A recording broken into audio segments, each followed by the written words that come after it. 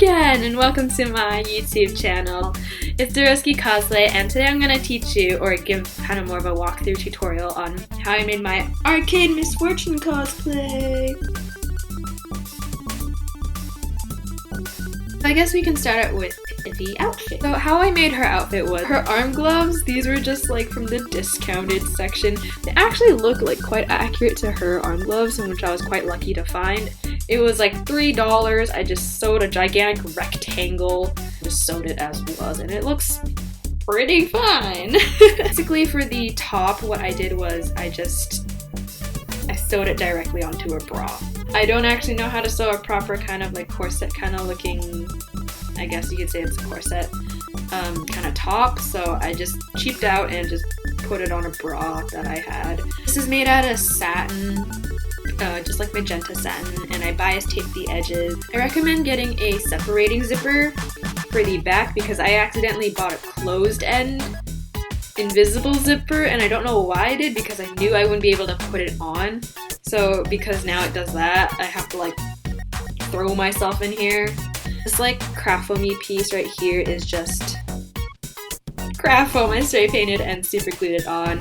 And then these buttons were just hand sewed on. I actually forgot to do the stars that are actually on the waist kind of piece because I didn't have time to find what I wanted, and it didn't really show up anyways because I had my hair like this the entire time anyway, so it didn't really matter.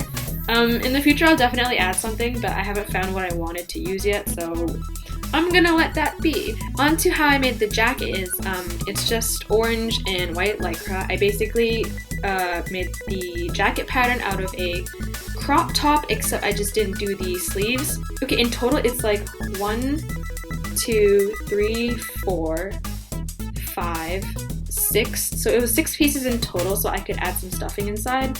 And basically where I left the holes open was on the side seam right here and here. So once I was finished flipping it inside out, so it was 2 layers, basically what I did then was I stuffed them with like some polyfill, which is why it's so like cushy looking.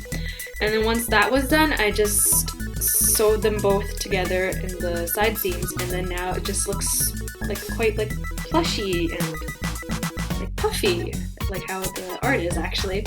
And then I did the same with the neck piece, I guess you can say, except I just left the opening here.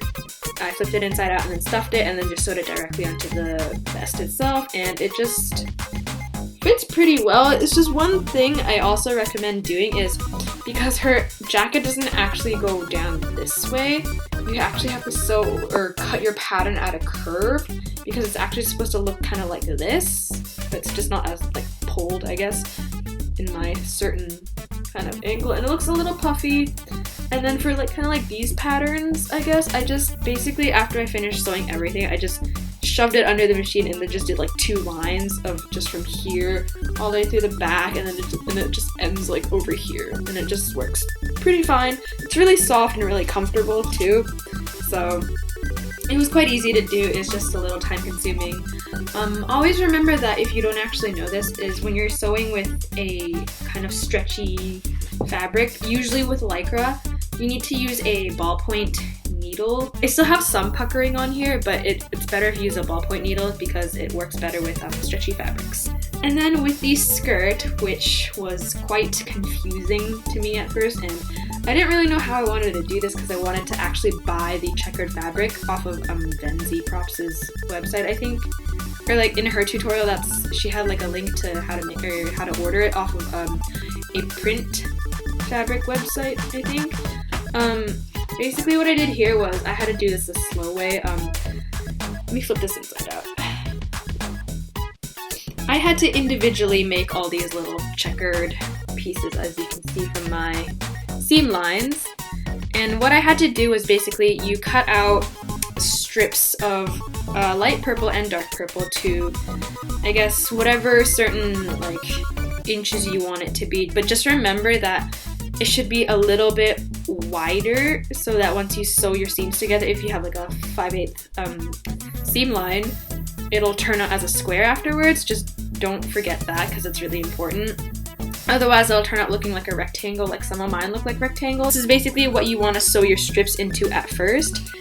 And then once you're done that and you have at least like, I'd say to be safe, do 2 meters of it, just for safety, kind of, not like safety, but like, it'll be better if you have extra rather than not having enough. After you've like made at least, I recommend 2 meters just because I felt like I did more than that, but I can't remember exactly. What you have to do afterwards is you have to cut it this way. So then once you arrange it in pieces, you can arrange it to look kind of like the actual checkered pieces, which will kind of look weird because you'll have a lot of like sides sticking out actually, so it'll be a little bit confusing to add it all together, but once you actually do it, it'll look quite accurate. Basically, you'll have to re-sew it together from this to that, and then you'll just have to keep doing it. It'll be quite zigzagged, but that's how you get your checkered pattern. I guess onto accessories next. Okay, so how I made the belt is I made it completely out of EVA foam.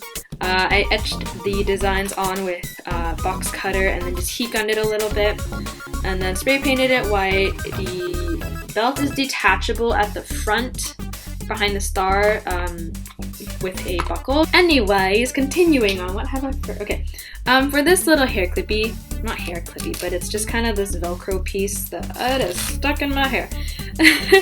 So basically, this part is just this rectangle I've spray painted blue out of craft foam, and then I velcroed it here and I velcroed it on the inside, if you can actually see. So once you kind of like fold it together, it becomes kind of like this little burrito tube thing that I just kind of straight up put into my hair, if you can see, like that.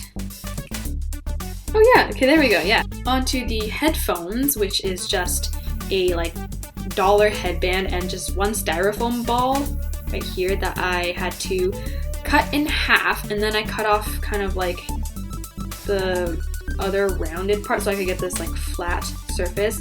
Stars are made the same as the belt, and then unfortunately one other thing you have to remind yourself, or I guess to keep note of, is that styrofoam will not work with spray paint, which is why this looks really crummy.